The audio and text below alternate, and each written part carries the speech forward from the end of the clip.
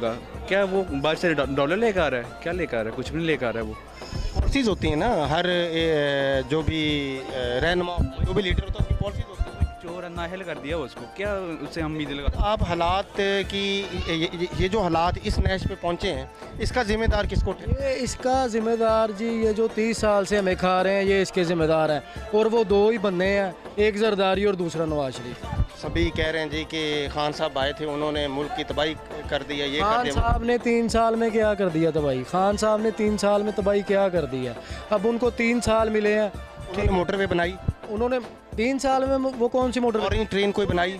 उन्होंने मेरी बात सुने, उन्होंने ये जो पनाह गाहें बनाई हैं, जो ये आप लोगों को, ये गरीब लोगों को ये रिलीफ दिया है, ये जो कार्ड बनाए हैं हेल्थ कार्ड, ठीक है, उसके बाद असास प्रोग्राम शुरू करवाया है, ये बहुत बड़े प्रोजेक्ट है उनके। मुझे सिर्फ ये बताएं, 3 साल में उन्होंने ये 3-4 प्रोजेक्ट इतने मेरा एक सवाल है,